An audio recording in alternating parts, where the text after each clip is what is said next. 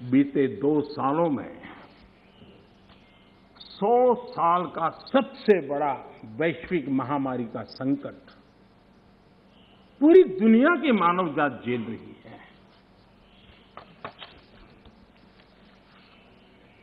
जिन्होंने भारत के अतीत के आधार पर ही भारत को समझने का प्रयास किया, उनको तो आशंका थी, कितना बड़ा विशाल देश, इतनी बड़ी आबादी, इतनी विविधता, ये आदतें, ये स्वभाव, शायद ये भारत इतनी बड़ी लड़ाई नहीं लड़ पाएगा, भारत अपने आप को बचा नहीं पाएगा, यही उनकी सोच थी।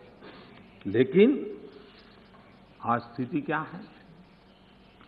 मेड इन इंडिया कोविड टीके, कोविड वैक्सीन दुनिया में सबसे प्रभावी है। आज भारत 100% पहली डोज इस लक्ष्य के निकट करीब पहुंच रहा है और लगभग 80% सेकंड डोज उसका पड़ाव भी पूरा कर लिया है।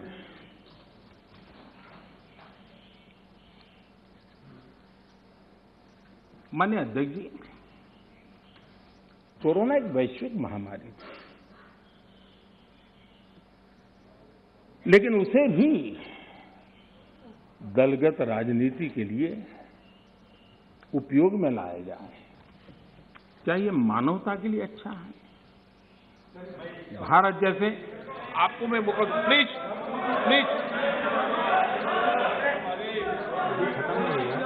माननीय अध्यक्ष जी, मैंने प्लीज अधीर रंजन जी, आपको पर्याप्त समय माननीय अध्यक्ष जी,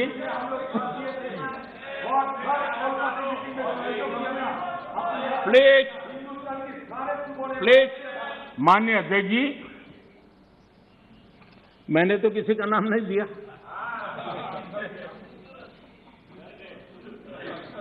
कोई भी टोपी पहन लेने की क्या जरूरत है जी? अरे क्यों? लेकिन जब आप खड़े ही हो गए तो अब मैं नाम दे करके बोलना चाहता हूं। अब आप खड़े ही हो गए हैं तो मैं नाम दे करके बोलना चाहता हूं। इस कोरोना काल में कांग्रेस ने तो हद कर दी।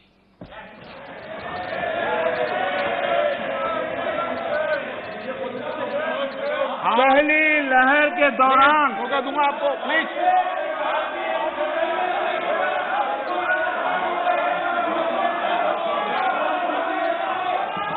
देखिए माननीय सदस्य, प्लीज बैठिए, ये तरीका ठीक नहीं है।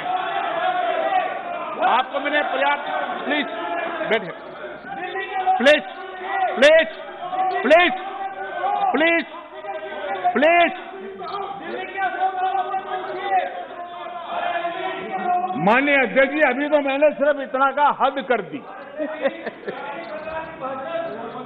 प्लीज, पहली लहर के दौरान आपको मैंने देश जब पर्याप्त अवसर दिया था, लॉकडाउन का पालन कर रहा था, जब WHO दुनिया भर के लोगों को सलाह देता था, सारे हेल्थ एक्सपर्ट कह रहे थे कि जो जहां है वहीं पर रुके।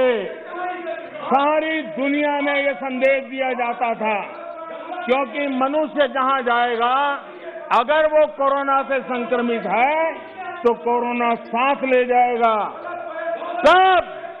तब कांग्रेस के लोगों ने क्या किया?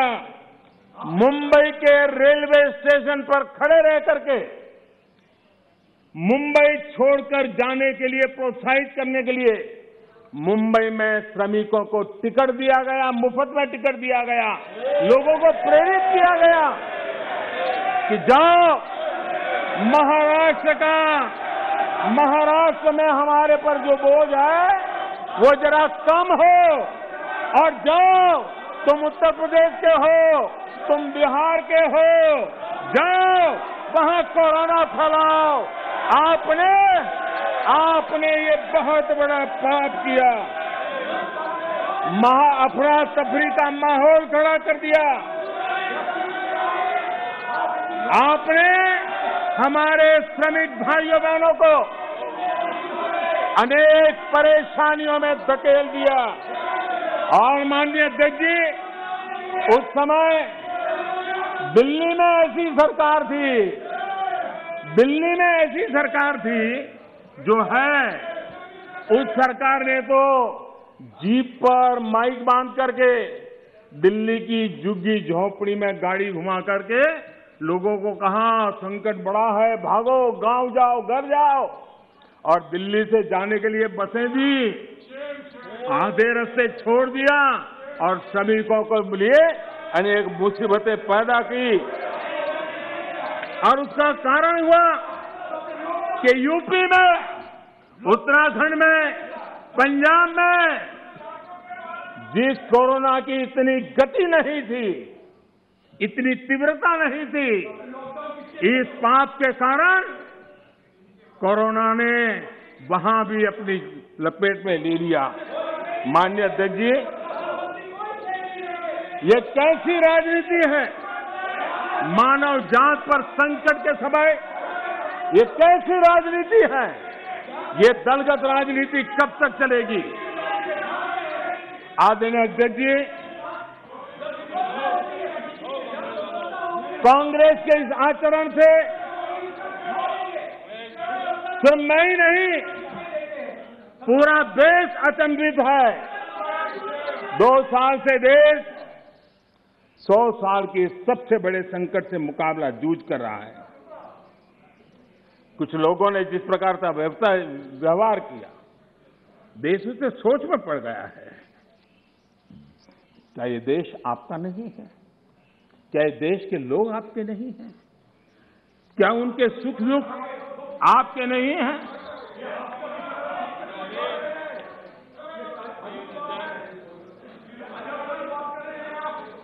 इतनी बड़ी संकट आया, कई राजनीतिक दल के नेता जरा आत्मनिरीक्षण करें। कितने राजनीतिक दल के नेता जो जनता के माने हुए नेता अपने आप को मानते हैं, उन्होंने लोगों को रिक्वेस्ट की हो, अपील की हो, भाई कोरोना का एक ऐसा संकट है, वैश्विक महामारी है, आप मास्क पहनो, हाथ धोना रखो, 2 गज की दूरी रखो। कितने नेता हैं? क्या ये बार बार देश की जनता को अगर कहते तो उसमें कोई बीजेपी की सरकार को क्या फायदा होने वाला था? मोदी को क्या फायदा होने वाला था? लेकिन इतने बड़े संकट में भी, इतने बड़े संकट में भी इतना सा पवित्र काम करने से भी चूक गए